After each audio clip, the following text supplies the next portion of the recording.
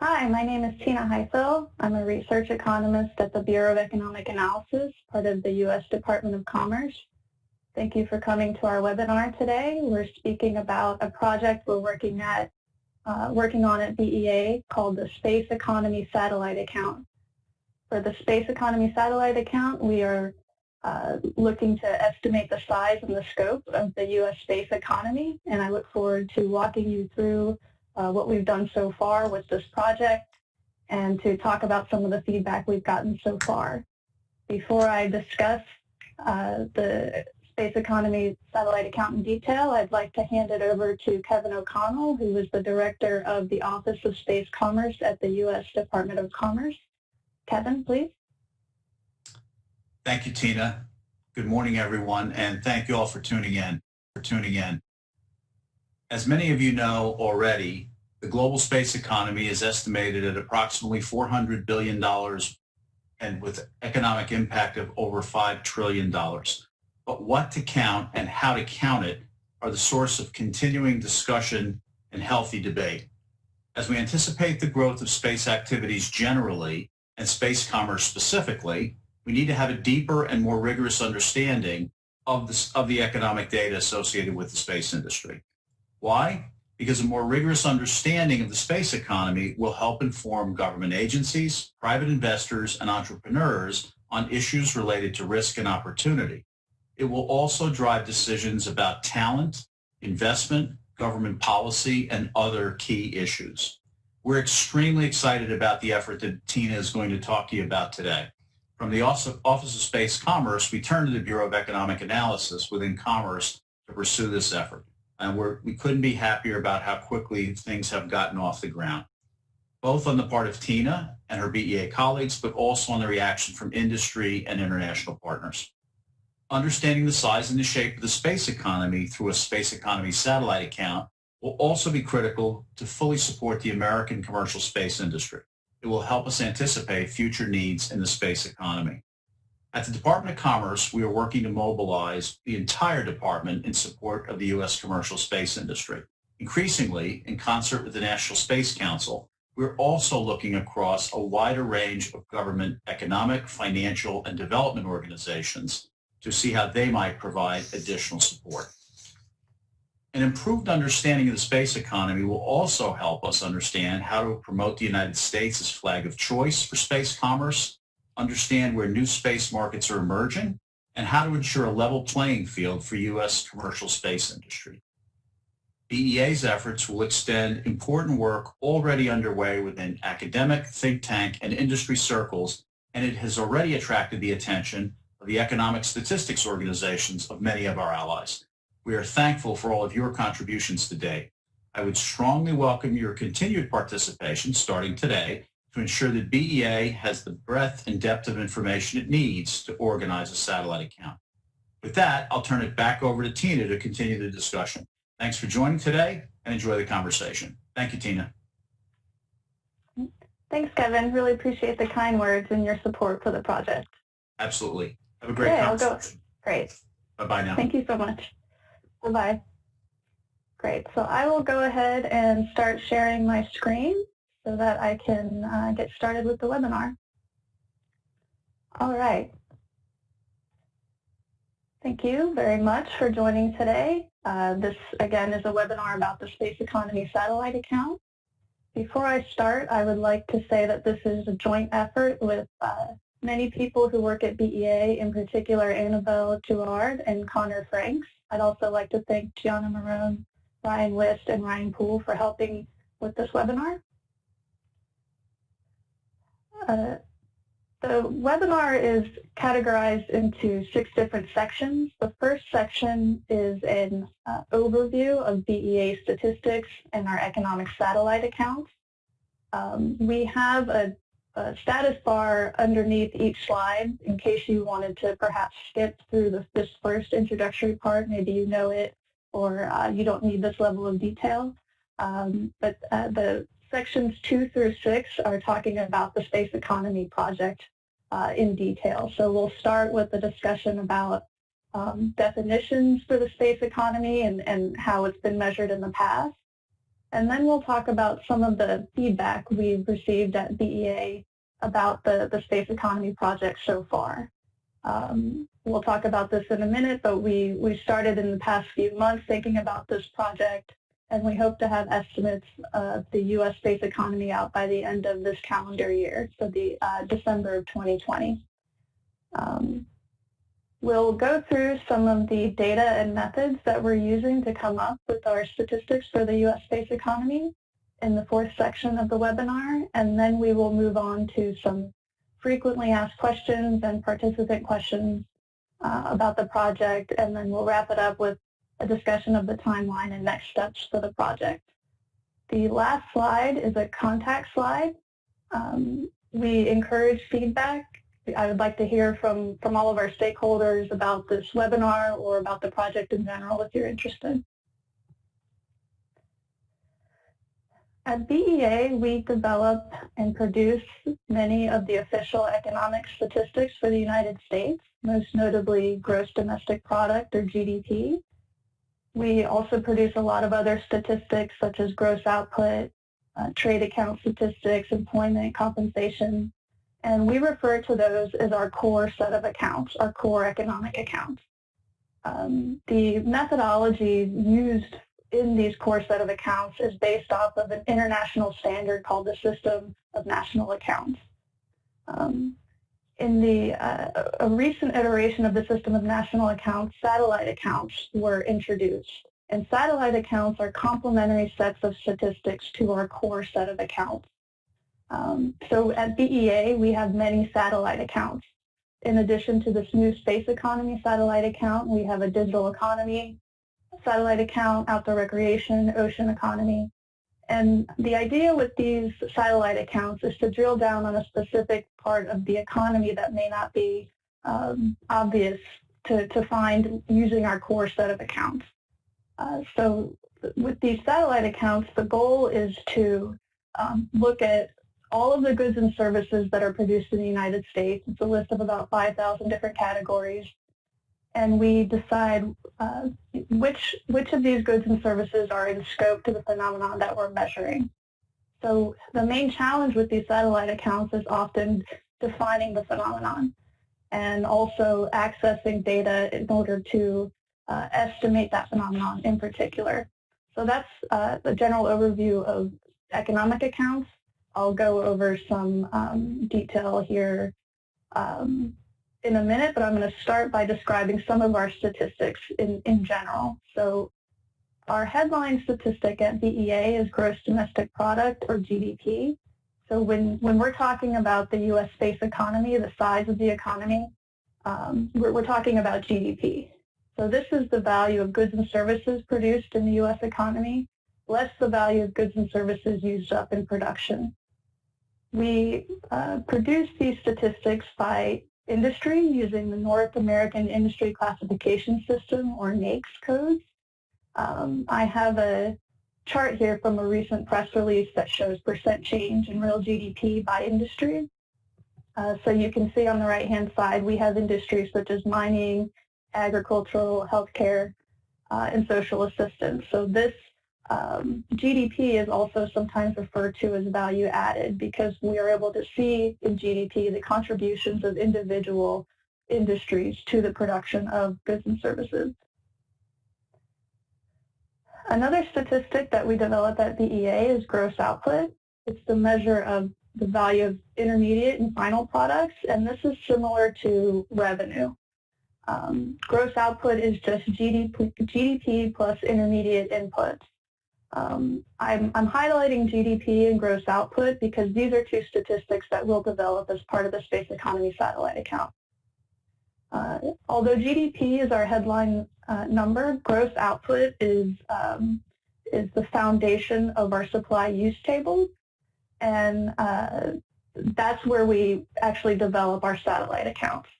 So I'll talk a little bit about the supply use tables next. The supply use tables I'll show in the next couple of slides, but these are tables that measure the production of commodities by industry, and it shows the distribution of sales for each commodity as well. And as I mentioned, these provide the framework for gross output. and also GDP.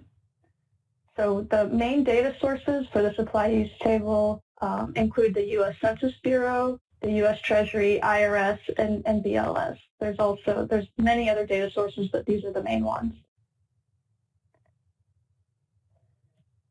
A supply or make table shows the value of each commodity produced by each industry. So I have a table here. This is an old table, but it aggregates all of the industries into one small table, which I like. So if you look at the left-hand side, the rows are industries and the columns are commodities. And a commodity is just a good or service. So if you look at the top left-hand data cell, you'll see that the agricultural, mining, and construction industries as a whole produce $1.7 trillion in goods and services, agricultural, mining, and construction goods and services.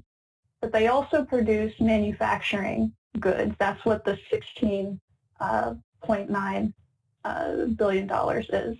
So if you go all the way across the row, you can see the total output for these industries is $1.7 trillion.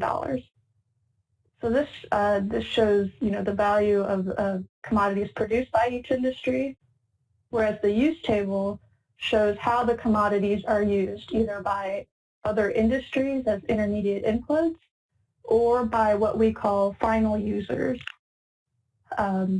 If you recall your college course in economics, you may recall that GDP is equal to C plus I plus G plus NX, and that's what final users are. It's if you look at the right-hand side of this table, you can see just to the right of the total intermediate inputs, we have personal consumption expenditures, that's spending by households. Private fixed investment and change in private inventories, that's spending by businesses. Net trade, this is exports minus imports. Just as a reminder, GDP is production, it's domestic production, so we do subtract imports from our GDP number. And then we also have government consumption. So households, business, trade, and government combined are our final users, and that makes GDP.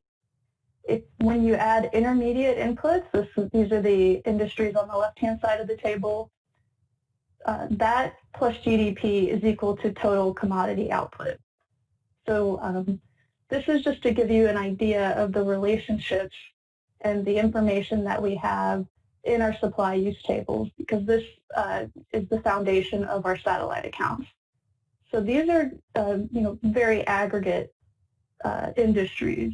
What I have here is, this is a public data set with a lot more detail.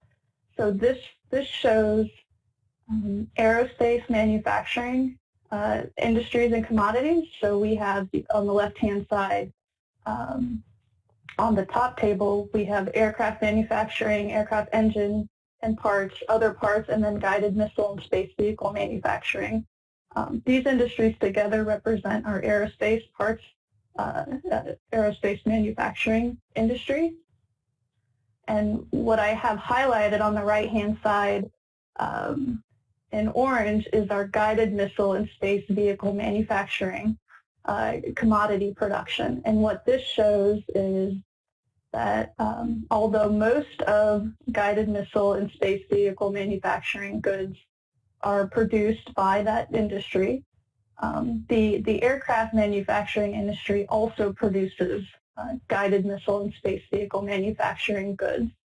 So the takeaway here is that when we develop these satellite accounts, we're looking at the commodities, not the industries. So if we were just looking at the guided missile and space vehicle manufacturing industry, we wouldn't be picking up the production by the aircraft manufacturing industry. So that's one of the main advantages of these supply use tables. The second table underneath, this is the use table for guided missile and space vehicles. I have that highlighted again at the very bottom. Some of the products, these guided missile and space vehicle manufacturing products, are used up as intermediate inputs. That's what the $3.4 billion is there. There's no, households don't buy guided missile and space vehicle manufacturing goods, so we don't have a value there. The $6.1 billion, this is private investment in guided missile and space vehicle manufacturing. We export, the U.S. exports $1.4 billion of these goods. We import about $100 million. And then the federal government spends about $5.8 billion on these goods and services. So again, that's the use table. That's how the goods and services are used up. So that's a little bit of background on our BEA statistics that are relevant for the space satellite account. What I have here are the steps, the basic steps we use for our different satellite accounts. And once I'm done with this, I'll move on to talking about space in particular. But the main steps are, first, we identify relevant commodities within our supply use table. So we'll talk in detail about what that means for the space account, but generally speaking, we look to past research, existing definitions of whatever the phenomenon is that we're measuring. We talk to stakeholders to get their feedback, and we also talk to BEA experts in-house who know a lot about these different goods and services.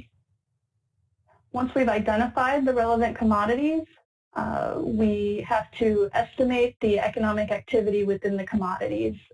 So, for example, we have a line item in our supply use table for aerospace research and development. As we just discussed, aerospace includes terrestrial aviation, and so for our space satellite account, we want to separate the space and non-space economic activity. So we have to use different data sources combined with our supply use table to come up with that specific economic activity. We'll go through a number of examples to show you what I mean here. And once we have that, once we know the goods and services that are relevant, and we've separated out the economic activity that we're interested in, we can use that information together with the relationships within our supply use tables to come up with estimates of economic activity by industry for our the satellite account.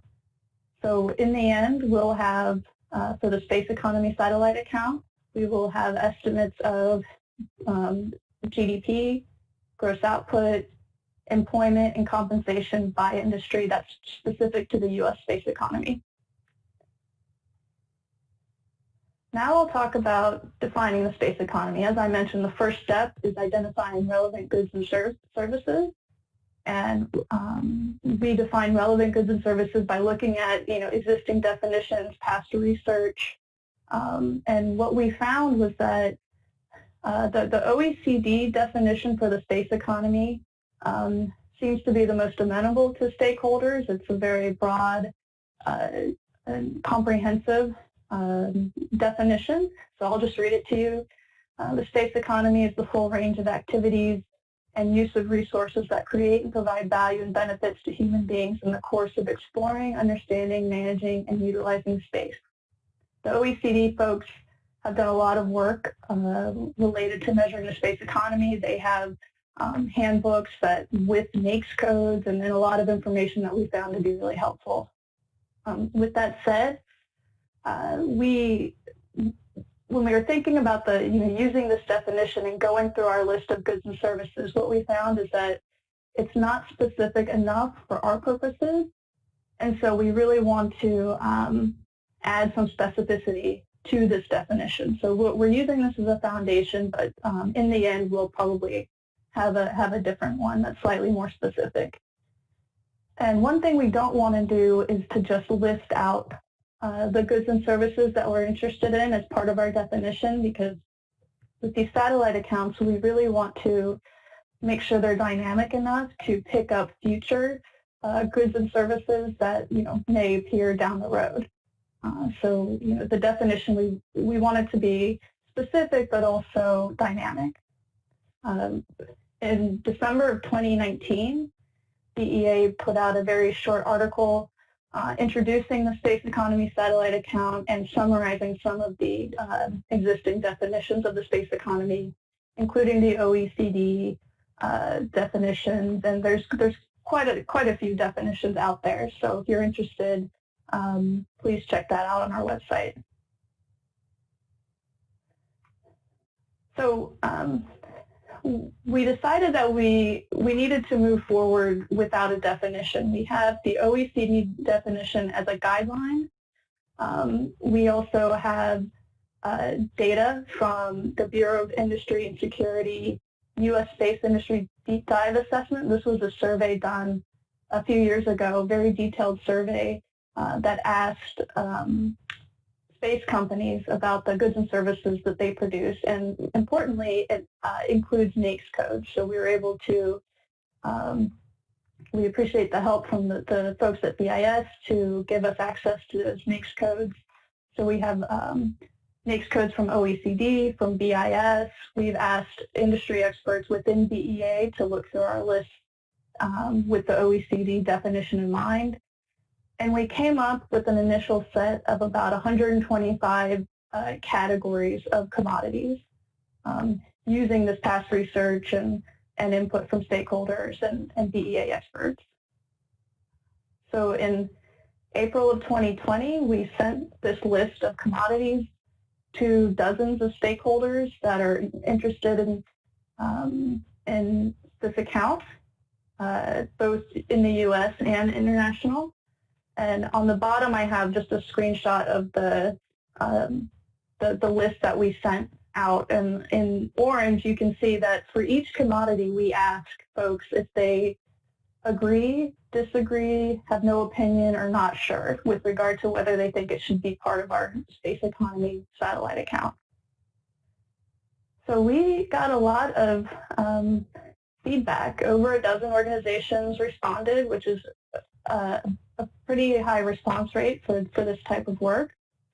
And in order to get an idea of the level of agreement across these different organizations, which again range from international to academic, government, we did some analysis, including an inter-rater reliability test. And what this does is it's a statistical analysis that looks at agreement across raters. So in this case, we wanted to determine the level of agreement across these different respondents about what commodities should comprise the space economy.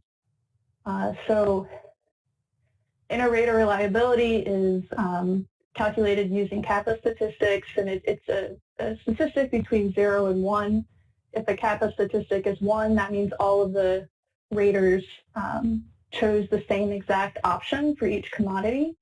If a kappa statistic is 0, it means that the raters just chose randomly. And so what we found is that the kappa statistic was right around 0.2, which means there's almost, it's very minimal agreement, which we were expecting. That's a pretty low kappa statistic, but for the number of respondents we got, and it just really goes to show the wide diversity of opinions about what constitutes the space economy. So this table, there's a lot of information in this table, but I think it's the most important slide because this summarizes the feedback we've gotten so far about the specific commodities that people think should be in our statistics. So I'll start on the left-hand side, which is the commodities that there was strong support for. So at least 75% of the raters agreed that these goods and services should be part of our economic statistics. As I mentioned, we had over 125 commodities, so I've compiled, I've aggregated these up for the purpose of presentation. So I'll start on the left-hand side here. There was strong support for including the value of construction of air transportation facilities, so that would be launch pads, and construction of educational structures, which includes planetariums, observatories, and laboratories. People thought that should be included. The second bullet, manufacturing. Most of the manufacturing goods and services we identified, people agreed should be in scope. This includes optical instruments, which is telescopes, and so this is not just the big telescopes in Hawaii. This is also hobby telescopes that you would buy, for your own purposes to look, in your own backyard. Manufacturing of telecommunications equipment. This is satellites, ground stations, search, detection, navigation, guidance system, and space vehicles. These, most of the respondents agreed should be part of the account. Air transportation, this is launch services. People agreed this should be in. Software publishing, this includes GIS software. Satellite telecommunication services, I think this was one of the only items where everybody thought it should be in scope, presumably because of the name. And I'll talk in a minute, but satellite telecommunication services, this industry mostly deals with providing telecommunication services to other establishments, so it doesn't include all of satellite telecommunications, so I'll talk about that in a minute. The next bullet, engineering and geophysical surveying and mapping services. This is where satellite imagery is produced and where the data are transformed into something usable so that analysts can use that data for whatever purpose. Computer systems design.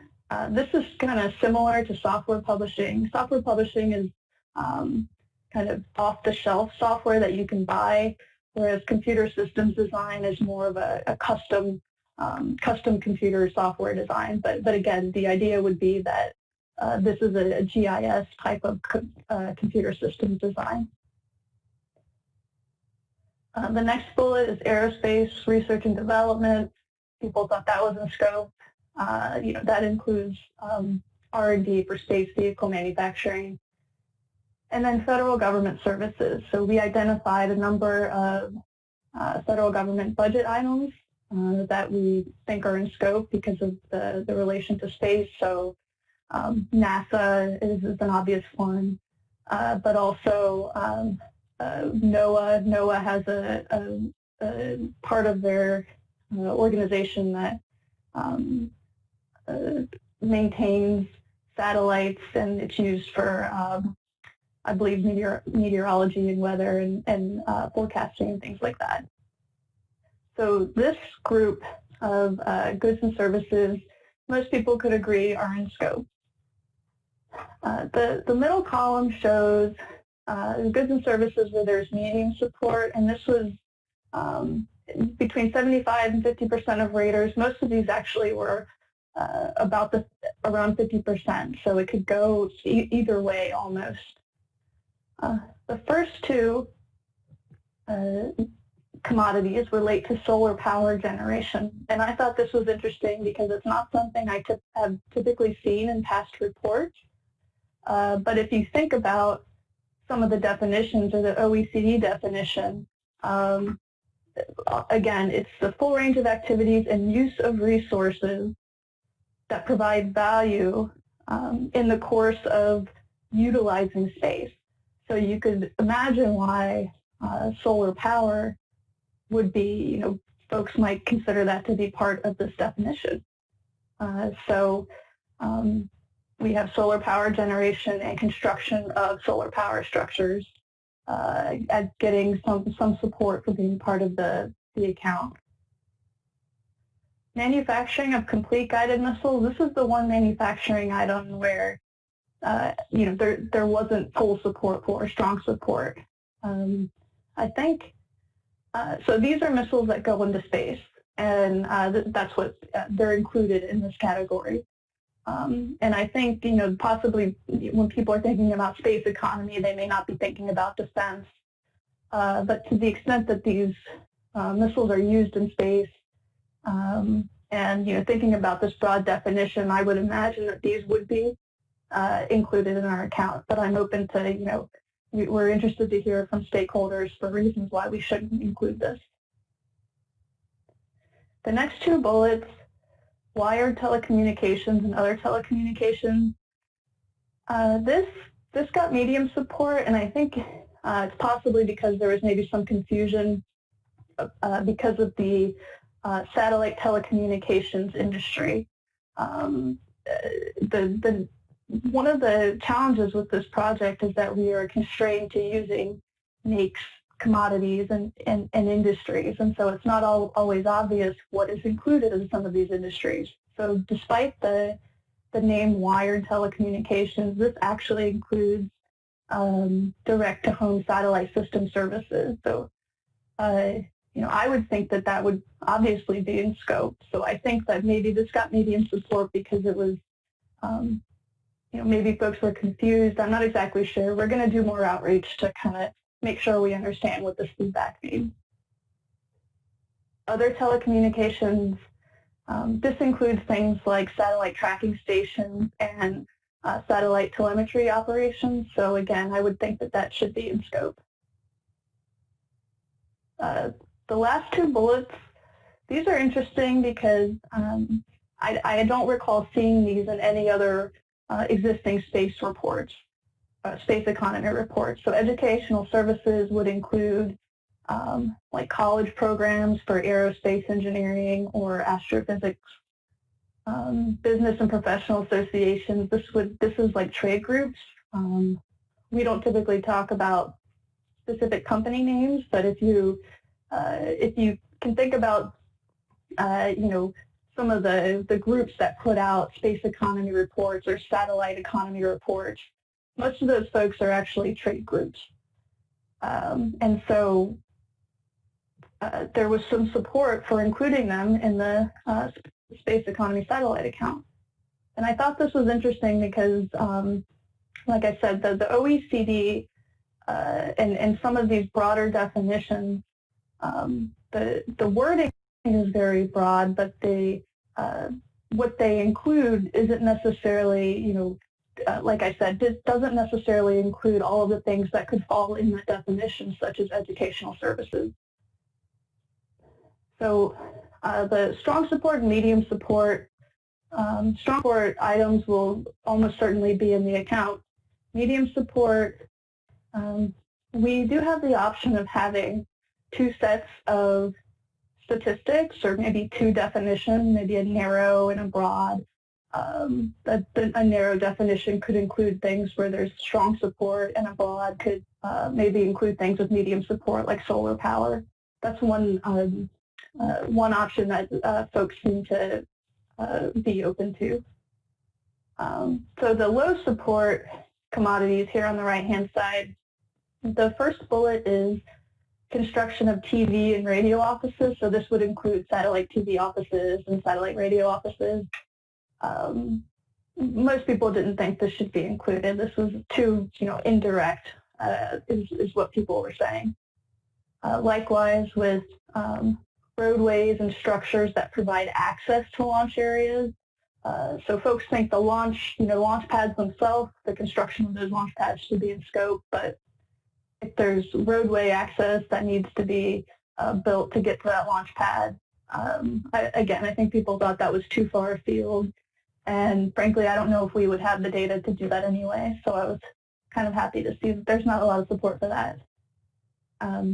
Reference book publishers, there's low support for this, but that's mostly because most people mark this as unsure or no opinion. Reference book publishers, this is like maps or reference books about space. So I would imagine this is a very low number anyway.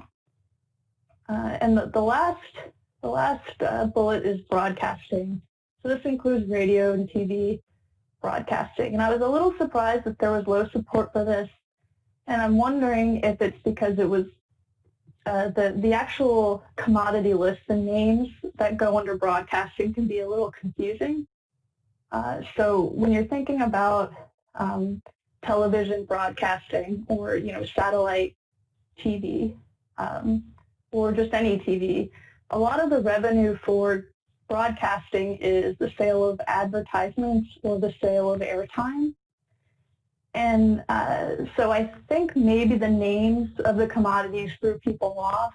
But if we do want to include satellite TV or satellite radio, which I think we do, then that revenue really does come from advertising and sales of airtime. And so I get the impression that maybe there is actually support for broadcasting. It was just confusion about the names. So I'm going to do some more outreach to understand what people are thinking about satellite radio and satellite TV broadcasting. And again, the last slide has contact information. I would really be interested in stakeholders. Now that you see what your colleagues have said, whether or not you agree with this or if you have any additional comments. In addition to the commodity list that we sent out, we've had a lot of general discussions with stakeholders about the project. People are really interested in this. And one thing that comes up a lot, which I could have saved this for our FAQs, but I wanted to bring this up now just because it comes up every time I talk to somebody, is what about the exploitation of satellite data and satellite imagery? Some of the examples that come up a lot is, what about the GPS services on our cell phone? What about ATM financial transactions that use PNT technology? Or what about precision agriculture, which uses satellite data to adjust the way that farmers think about agriculture. So I'll talk about the cell phone example. What we're thinking is that to the extent that there's a GPS receiver in the cell phone, we will capture that through the manufacturer of that GPS receiver. What we're not going to do is take some value of cell phones and say this cell phone manufacturing is in scope to the space economy. Just from a national accounting point of view, it doesn't make sense. That's not how we produce our economic statistics, so it wouldn't be consistent with how we measure the overall economy. And that's kind of the one of the main advantages of having DEA do this, is that we're using the same set of methods that we use to develop the overall U.S. economy statistics. So, to be consistent, our approach is to include the value of the GPS receiver or the value of the satellite data, the GIS software that the farmer may use. But we're not going to, look at production of corn and say what % of corn production is, developed from precision agriculture, which is part of the space economy. That's just too far downstream. So I wanted to bring that up now because it comes up a lot. We're obviously still working on deciding what goods and services are in and out and what the eventual definition will be, but we've moved forward, of course, with looking at data sources, analyzing our initial estimates. And so I'll go over right now some examples of how we're going about estimating space activity. So I'll start with satellite telecommunications. If you'll recall, the first two steps of the satellite account are to identify relevant commodities and then separate space and non-space activity. Satellite telecommunications is one of the rare commodities where the entire production of that commodity is in scope to the space economy, no matter what definition you use. So the bottom of this slide shows information from the U.S. Census about what this industry is comprised of. On the right-hand side, we have some specific examples. So Earth stations for satellite communication carriers, satellite telecommunication resellers, all of this, basically the whole value of this commodity will be in scope. So this is an easy one. Most of our data are actually commingled. with space and non-space activity. So we have a commodity broadcast and wireless communications equipment. We actually have a little bit more detail in our supply use tables, but for the presentation, I thought this was a good example. So broadcast and wireless communications equipment includes satellites, but it also includes cell phones, FM radios, all manner of things. So what we do in this case, when we don't have the level of detail that we need, is for manufacturing, we can look to the U.S. Census product line information, which is data that's publicly available. On the bottom of the screen here, I have a screenshot from some 2012 data, and it shows radio station equipment, which is part of broadcast and wireless communications equipment. And then it goes into really specific detail about the type of equipment and then the value of that equipment. So for manufacturing, we have a lot of really, really good information, really detailed information. The challenge with this is just for us understanding what these commodities are. We're not necessarily used to the nomenclature used in the space world. I'm sure most of you know what an Earth mobile-based system is, but we didn't. So this was a lot of the challenge for the manufacturing goods and services. R&D is an example. I brought this up earlier, where we have a single line item for aerospace products and parts manufacturing. So of course we know that there's non-space activity as part of total aerospace. So what we're doing in this scenario is we're looking to the National Science Foundation. They do a number of surveys every year. One is the Business R&D and Innovation Survey, and this asks companies how much they pay for different types of R&D, and including aerospace, and they break it down into aircraft and then guided missiles and space vehicles. So what we can see from this survey, the main takeaway is that 34% of domestic aerospace R&D spending paid by others was attributable to space activity. So the research and development is a little bit more complicated because we have R&D paid for by others and performed by the company. There's also R&D that's paid for by the company and performed by the company, and that's called own account R&D, and that's actually considered an investment. So my point here is that this is just one part of the R&D value here, and we're going to use the NSF surveys to try and parse out the space-based part of aerospace R&D. The last example I'll give is engineering services. Engineering services includes aerospace engineering. So what we've done here, our supply use tables don't have detailed information about aerospace engineering services, so we have to look outside of our supply use tables again. So we've identified the Bureau of Labor Statistics Occupational Employment Survey, and I have a screenshot here from their website on the bottom of this slide. So what this shows is for engineering services, what are the different types of occupations within that industry? So I just searched on space, and what we found is that there are aerospace engineers, aerospace engineering technicians, and then atmospheric and space scientists. The OES data have a lot of other occupations that are space related, such as cartographic sciences, astrophysicists, but for the purpose of this presentation, I just used the occupations that have space in them.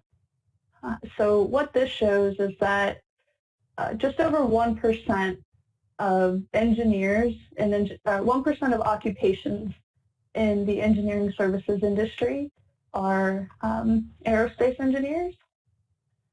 And what we also can see is how much what their wages are. And when we're thinking about measuring output in GDP, wages is actually a better, a closer concept than employment. So we'll use some combination of this employment and wage information to parse out the part of engineering services that is specific to aerospace engineers and all of the other space-based occupations that are available through the OES. So those are just a few examples of how we're going about thinking about this, estimating space activity within the constraints of these NAICS industries. I have two main challenges here. The space-specific data is hard to come by in some respects.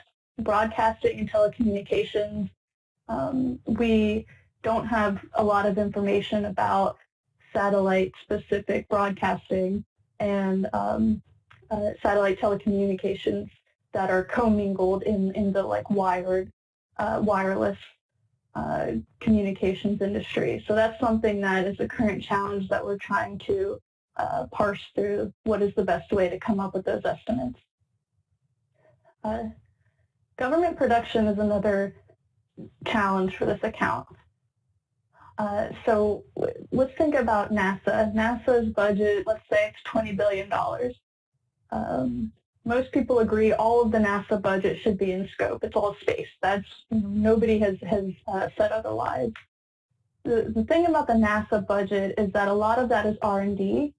And as I just mentioned, R&D is considered an investment. It's considered its own commodity.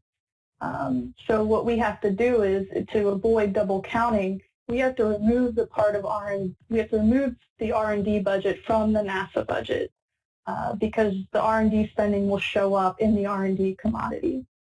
Likewise, if the Air Force buys a satellite, that will show up in satellite manufacturing. That production value will.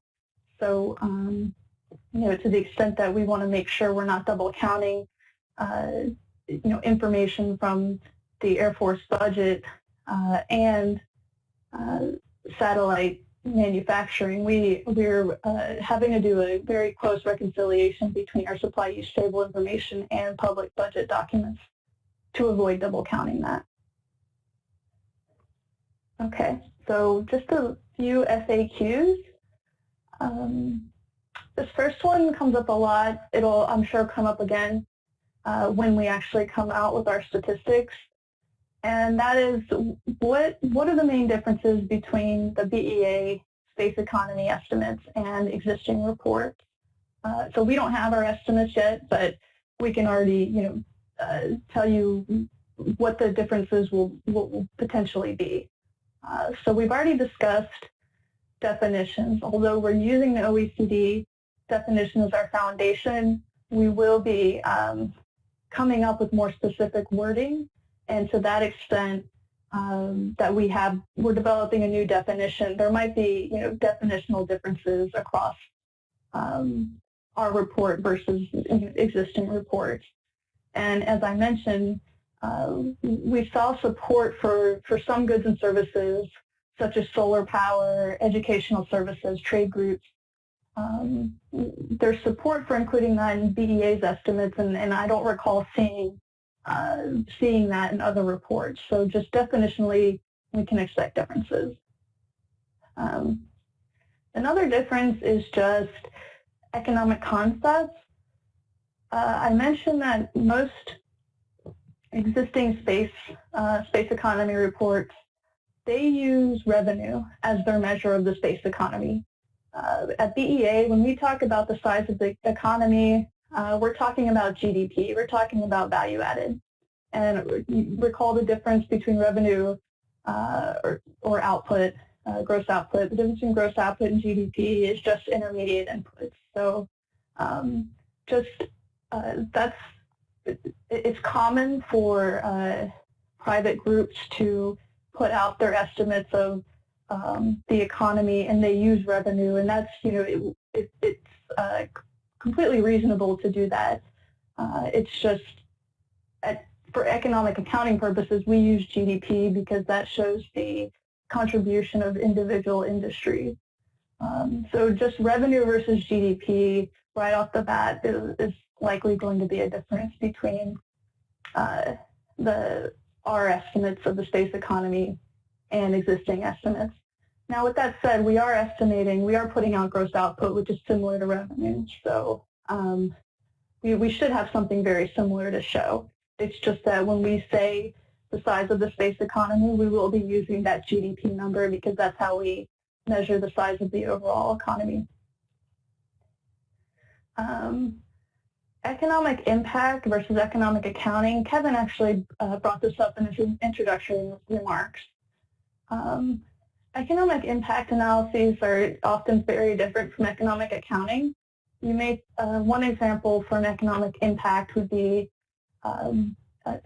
there might be a paper that says what happens if all satellites stopped working? What would be the impact on the economy? And so that's an interesting question, and it's certainly reasonable for a lot of purposes to think about an economic impact report like that.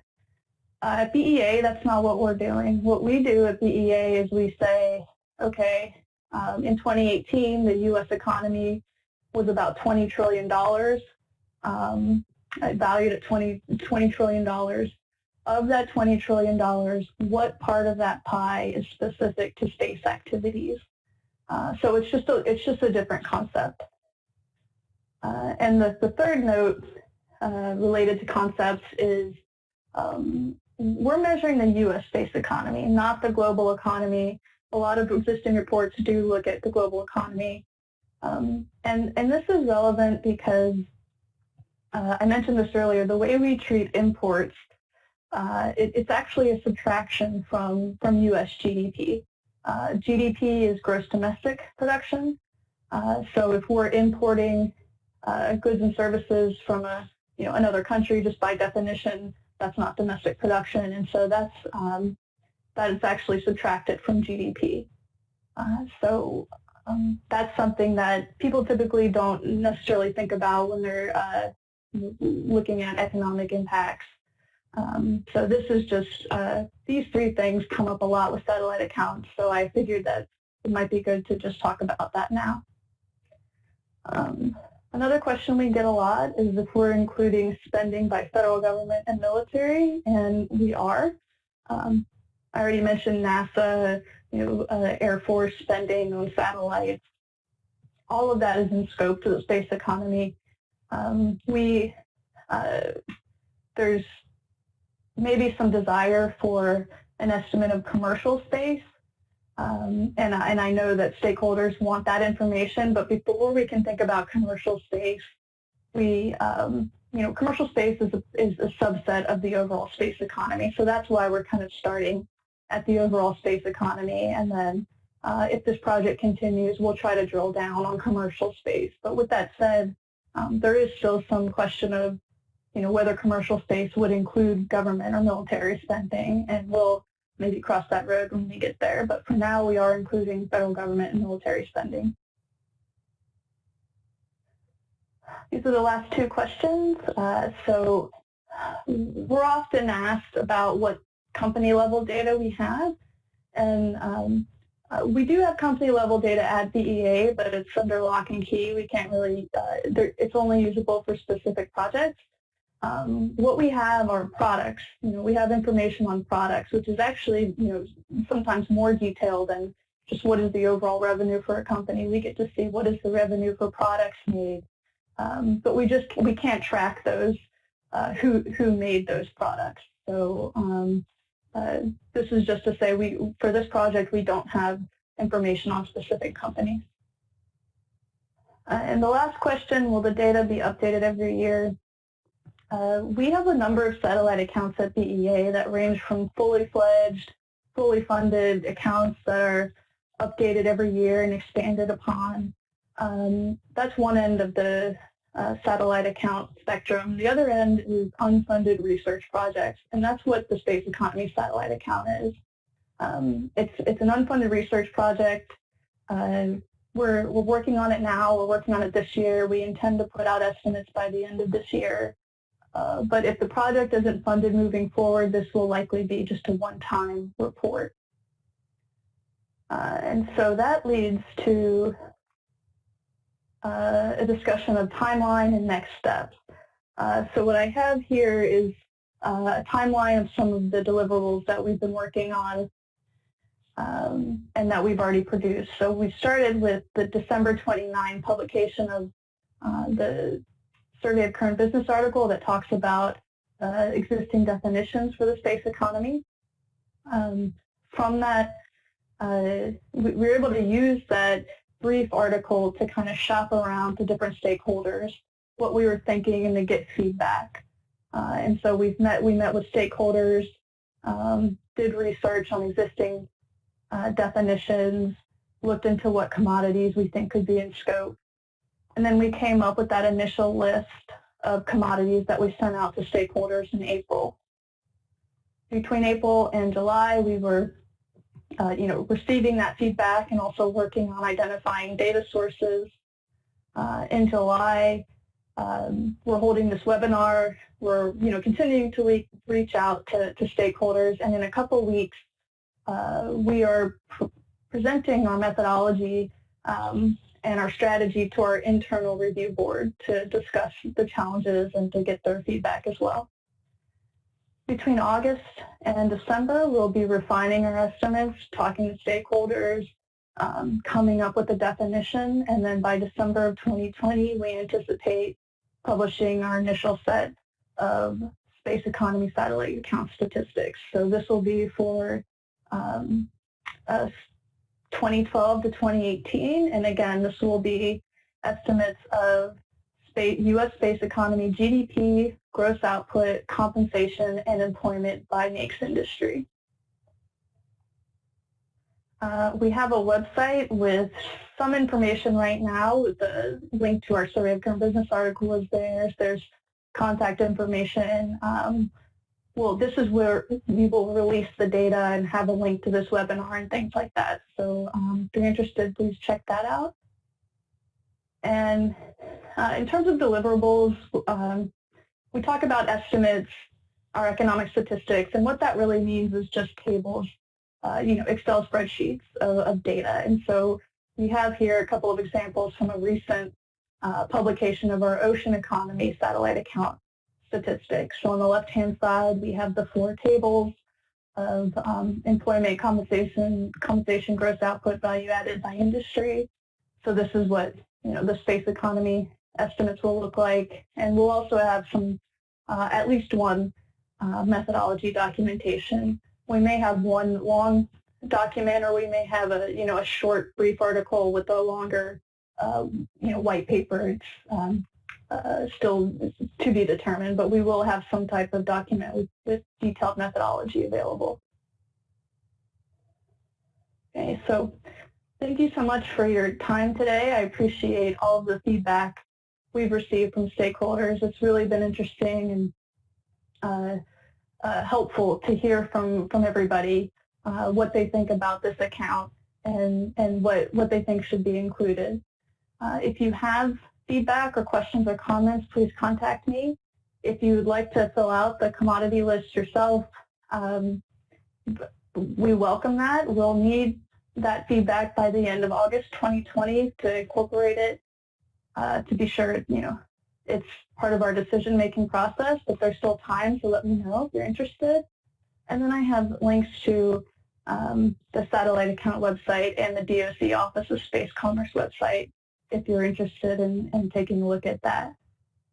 So again, thank you so much for your time, and I look forward to hearing your feedback in the future. Thank you.